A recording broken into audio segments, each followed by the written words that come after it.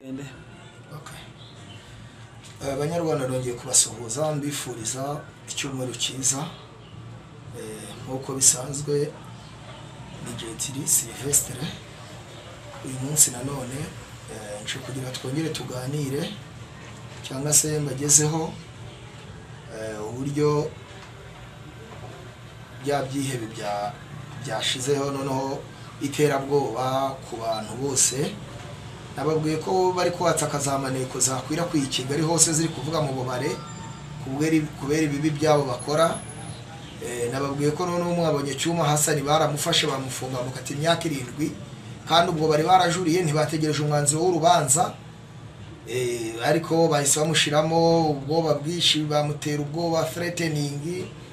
Ariko ibyo byose nta bandi bari abantu bategereje, bo bakoze akazi kabo nkuko natwe tugakora. Ariko twe turi hanze nubwo natwe tutari kure y'u Rwanda, turi hano ku mupaka, ni twebwe tugomba kubatabara. Ndahamagarira abanyarwanda, message ntigihinduka cyane, ahubwo no kugira ngo mwese muyumve ko twareka ibyo turimo kuvuga ngo FPR tuzumvikana nayo bariya ni ibyihebe, ahubwo tugapanga uburyo tugomba gutegura urugamba. Buri munyarwanda wese akumva ko uburyo bw'amahoro budashoboka, ahubwo akumva ko uburyo bw'intambara ari byo byashoboka. Ubwo rero mu gihe tumaje kubyumva gutyo, tugomba gushaka uburyo tugomba kubikoramo, tugakora tukarwanira igihugu cyacu, kuko ntabwo igihugu cyacu aricyo kizaba kibi ku isi yose. Natwe ubwacu abagabo baradushimuse, nta gahunda dufite, kuko uravuga wavugira umunyarwanda bakagufunga, waba uvuye ukavuga ukuri ugafunga. Ruswa hariya iravugiriza. Ruswa ubu igihugu cya mbere u Rwanda nicyo cya mbere kiri kurya ruswa, ahubwo yuko mutarabimenya. Ubu kiri kurya ruswa rwose mu buryo mudashobora kumenyamo, uko ushobora gusobanukirwamo. Ariko ruswa iruzuye mu gihugu cy'u Rwanda. Muri make rero igihugu barakizambije, narababwiye barakigurishije, bagurisha ibice byinshi by'u Rwanda, nabivuze murabyumva. None urabona ibyo bintu bari gukora ni babita threatening. Bari guthreateninga kuri buri umwe wese ushobora kuvayo akavuga ukuri, kugira ngo bamucecekeshe. Mu buryo bwo kumucecekesha bamugire mbese ikiragi. Muri make bamara kumugira ikiragi, kandi ubwo bagera muri gereza hari imiti babatera, ibyabishinge by'abinini. Nababwiye ko babaha ibinini, cyane cyane urubyiruko rw'abahutu rwo baruha ibinini ibagira ibintu mu mutwe, bidebire mu mutwe, ibihuni mu mutwe, cyane cyane nk'abo ba Hassan, ba Cyuma Hassan bakiri batoya, abavuga bati bafite ubwenge. Abantu ntabwo urabona no bamufashe kabiri. Ubwo rero niyo mpamvu yatabaje akavuga ati ninza gupfa mu bimenye nari muzima. Buriya ntabwo yavuga ko baramwicira hari, ahubwo yuko yarazi icyo yasanze muri gereza zi. Nuko rero no kuvuga ngo ntabwo tugomba gukomeza kurebera twebwe abari hanze, no kugira ngo tugomba gufatira hamwe tugatera UPR Batabazi inkunga. Ni ishyaka rikomeye, ndetse nta nubwo ari n'ishyaka ahubwo ryemeye gufata intwaro, kandi ntabwo riri kure. Ari abayobozi baryo ari neki biba mu Rwanda na hariya no mu gihugu bizengurutse hariya imbere. Ntabwo inkotanyi zifite ubushobozi bwo kurimenya, bwo kubishobora, kuko hari impamvu kandi bagomba kumenyekana. So ndabasaba rero kugira ngo mwese murigane, kandi mugane abanyarwanda, kuko no urubyiruko nirwo rwuzuyemo. Urubyiruko rwarahagurutse gukuri, atari rwirwa rutukana ku ma Facebook, rwirwa rutukana ku ma YouTube. Bari abana babo, abandi nabo birwa bishura badafite uburere, kugira ngo turwanire igihugu cyacu. Ntabwo rero uyu munsi niwe wacu, wowe ubyumvisha ubutumwa ejo ntabwo ari ahawe, kuko ntabwo uzi urakurikira. Banyarwanda, ntabwo tugomba kuba abantu batuzuye, kuko rwose navuga ngo turacagase mu gihe igihugu cyacu kiri gutobwa na byihebe imyaka 27. Abagabo bavuye 1990 bakubita amafuni kugeza na n'isaba bakubita amafuni. Ubu koko amahanga tubona ate? Hari umuntu ugenda ukabeshya, bakababeshya bamwe na bamwe ngo abazungu ngo bamare babyumva ngo bazabidukorera.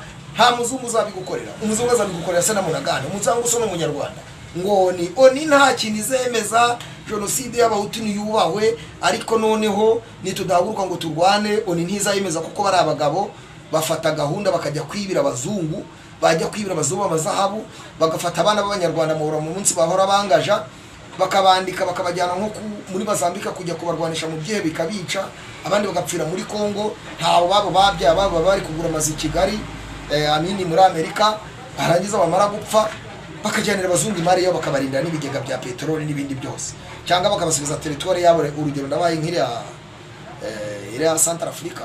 None se abazungu bakunda abantu batagira ubwenge, niyo nakubwira ngo bakunda abantu b'ibicucu. None se nk'abara bagora batari ibicucu, umuntu ukubwira ngo ujya kwanduranya n'abaturanyi, wanduranye na Kongo, wanduranye n'u Burundi, mwabonye ko yagiye kurasa mu Burundi babazize iki ririya buye bari babonye mu Burundi rishobora gukora za nuclear n'amatelefone meza agezweho. Ubwo bajyayo ibihugu birabirwanira, Uburusiya, Ubushinwa na Amerika n'Uburaya, boherezayo ikihebe kibabwira ko kigiye kuzagira gite kizakubita perezida w'u Burundi Nkurunziza kudeta. Birananiranye kiba kiramurozi. Icyo cyamurozi kuko nubwo ibintu byose bitagomba kujya kumugaragara, ariko njye narabivuze icyo cyamurozi. Ubwo rero urumva ubujiji birabyihebe bifite by'inkotanyi bo ni gute umuntu w'umuzungu yajya kugosha, kandi na bose abazungu bose ni ibizungu by'ibisambo. Rero ikindi cya kabiri kiri hariya ni ukuba Kagame ubwe akorana na za Ruminate n'imyuka mibi. Baraka batanga ibitambo, bakaba batangira ibitambo, yagiye mu bupfumu, yagiye mu burozi, n'umurozi karabuta kuri wa mugabo mureba yikorera ububindi agakatakata i Kigali nuza. Ni ibintu birebire. Rero mugomba kumenya ko ari cyo kibazo u Rwanda rufite, ko dufite umurozi utanga ibitambo. Mwabonye ko ejo bundi aca ibitsina by'abagabo akajya kubigurisha mu Bushinwa. Biriya bitaro bye byahariya, biriya bitaro by'ibutaro babeshya, nta mashitani aberamo. Ibyo tubivuze murahakana, ariko mwabonye ko yagiye kugura n'ibigirwamana. Agura ibigirwamana hehe? Agura ibigirwamana mu Buhinde. Arangiye kugura ibigirwamana mu Buhinde, arabizana ashira hariya. Igihugu cy'u Rwanda cyarazwe Yesu, umwami wacu Yesu Kristo, ariko we yagihinduye amatayimuni. Uzika ahora avuga ngo imvugo ze ngo Yesu yamurasiye Kigali, ngo yamurasiye ngo Imana yayirasiye ngo sabyumva. Za mvugo ze kwishongora wagira ngo apimye toni, cyangwa ngo ayoboye Amerika, cyangwa ayoboye isi, cyangwa se da continent ya Afrika. Ariko ntabwo azi ko ari nothing, ntacyo ari cyo kuri iyi si y'Imana. Agomba azapfa nk'abandi, yirirwa yica, yirirwa higa, kandi niba ataranapfuye aregereje igihe cye, kuko nta muntu ukora amabi nk'ariya ngo apfe neza. Apfa nabi nk'uko n'abandi bamubanjirije bakoze ibibi nkawe bapfuye nabi. Igihe rero kirageze, ntabwo tugomba kuvuga ngo tugiye kubiharira uyungu niwe uzabikora. Oya, wewe wumvishiye message agira icyo ukora, ntuvuge ngo urabimparira. Ngewe nshobora kuba ibyanjye ari undi gukora ibi, ariko ya ngewe rwose nababwiye, ngewe naharaniye kurwanirira Abanyarwanda, naratangiye urugamba kandi nzabikora, kandi ngeze kure. Nababwiye dushizeho UPR Batabazi, ni ishyaka riri gukora, n'ingabo ziruzuye hirya no hino. Tugomba kurasa ibyihebe, kandi ntabwo twaje hano ngo kubabeshya ngo ibiki n'ibiki, kuko batwiciye ababyeyi. Twatangiye kera tuba mu magereza ya hirya no hino za gisirikare batuziza ibi bintu. Ntabwo rero tuzigira dupfowa n'umunsi n'umwe. Muzi ko kuri Facebook twandika amanwa nijoro, tumaze imyaka 3 twandika amanwa nijoro tudasinzira, tukora n'ibindi bikorwa byose, ntagurupe tuyobora ibikorwa by'amiki. Ibyo byose umuntu atavugira hano. So mudutera inkunga rero. Ikindi cya kabiri kudutera inkunga gusa, hari ugutera inkunga mu mafaranga, namwe kwinjira mugafashanya n'abantu. Narambwiye ngo n'ikimuga ntabwo cyabura icyo gikora. Nuwabura yakwikorera inkwi, nuwabura yahisha umuntu cyakamubwira ati hano mbonye. Nuwagira n'ikimuga ikirema cyavuga giti baciye hano muce hano. Ninde muntu wabuze icyo akora? Nta muntu wabura icyo akora, n'umukecuru yabura icyo akora. Ariko icyambere nukugira ngo duhurize hamwe, twirukane ibyebe by'inkotanyi. Abasirikari bari mu Rwanda, hari abasirikari bavuye muri FDLR, hari abasirikari babana Kagame yiciye ababyeyi babo b'abahutu, hari abasirikari b'abatutsi nabo bari mu Rwanda. Ntabwo tukivanguye, ariko tugomba kwivuga uko biri. Ni gute bafunze SCO, bakafunga SCO kabari kubarira muri gereza, bakabarisha imiryango hara muri Kongo, warangiza ngo ujye kurwanira wabigukoreye. Ariko ubwo ibyo bintu koko nubwo wabura umusirikari ngo gukurikiza amategeko, ubwo tuvuga ko nta bwenge wabugira. Ubwo se we ntureba ko umwanzi wawe wikururiye umwanzi ujya gufasha umuntu waguhekuye. Ariko ye twatekereza tukareba koko ni gute umuntu. Ariko reka mbaze abo bantu bita bacikacumu, nubwo ngiye ntabemera ko ari abacikacumu bwo ari abajombacumu. Inkotanyi zabyinye insinzi imirambo yuzuye hari i Kigali, bafata abakobwa bari basigaye abana bato bari bamaze kugira imfubyi babanduza amasida yabo baje musuka barebe baragiza ngo barabakura. Nese ubu ntibabiberetse ejo bundi bari kwica abakizitana abandi mbere ntimwari mumeze neza mufite amafaranga mwarakize ba Rwigara mwarashutswe, ariko si ntabwo mugomba kongera gushukwa bwa kabiri. Mugomba gufatanya n'abanyarwanda bo mu gihugu imbere bari mu gihugu cy'imbere, nta muhutu nta matutsi, turi abanyarwanda twese ababyumva kimwe. Utabyumva kimwe azajyane yiyahure na Kagame, bazajyane biyahurane kuko tuzi nta handi tuzabashira. Bazajya muri gereza n'ibitabananira ni ukubiyahura, nta handi, nta mwanya dufite w'ibyihebe. Kuko twarahagurutse turi urubyiruko kandi tugomba kuburwanya, turi urubyiruko mu byumve, kandi urubyiruko tugomba kubivaho ari uko turangije kurwanya bari abagome. Bariya abagome rero tugomba kubarwanya mu bintu byose. So muri makeya rero ndabasaba kugira ngo urubyiruko rwahagurutse murufashe, namwe ubwanyu murufashe. Umudamu yagira icyo akora, umukecuru yagira icyo akora, umusaza yagira icyo akora, umwana muto nawe yagira icyo akora. Icya mbere ni imyumvire, uko ubyumva ukumva ko abantu bababaye, kuko none nabo ibyo bakora bigera kuri uwo mwana mutoya, bikagera no kuri uwo mukecuru. Nimba bikugeraho nawe ugomba kugira icyo ukora. Urugamba ntabwo ari ukuruterana umuntu umwe, nta nubwo twana rushobora ntibazakubeshye, ahubwo hari abatangira bagafunda namwe mukagenda mwuzuza.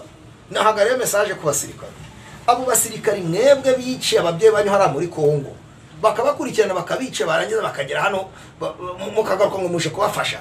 Abandi bafite base bageze, abandi babambuye amasambu, muri haraho bari kubareza ngo mujye kurwanira Kagame Kihebe. Umwana ari kugura inzu ya miliyoni 7 z'amadolari, mwebwe n'abagore banyu babataye, abana banyu babuze school fees, muhetsi imbunda na amini minervari, muhetsi imbunda ngo muri kujya kurwanira ikirere cyashimuse u Rwanda gifite indege imwe ya miliyoni 100 z'amadolari, yindi ya miliyoni 100 z'amadolari. Ubwo se muri kurwanira iki?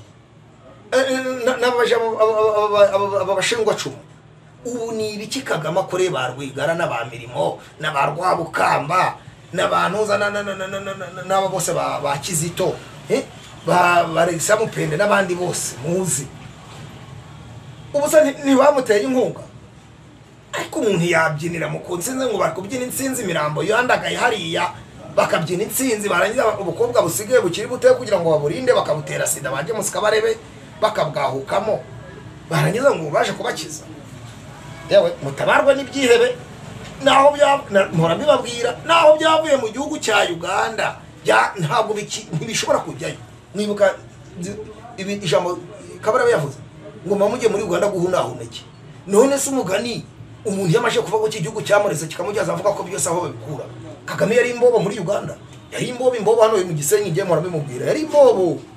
Nubwo na wararebe iyi video nimba gihari cyangwa umuntu amenye ko yari imbobo, baramuraruza, ise yishwe n'inzara arapfa, baramuhamba, nabwo bamuhamba muri metero ngeya. Ayo ni amateka ari azwi rwose. N'umugore wa Leya Karegeya arabizi, yarabivuze nawe yarabisobanuye, ntabwo ari gusa kuri radio tawo kabamuzi barabivuga, kandi natwe twakoze investigation. Ariko usanga yigiza kare kajyaye yaripanga, ukagira ngo apimye toni akavuga n'ishinjori, ntacyo icyo uri ikihebe ugomba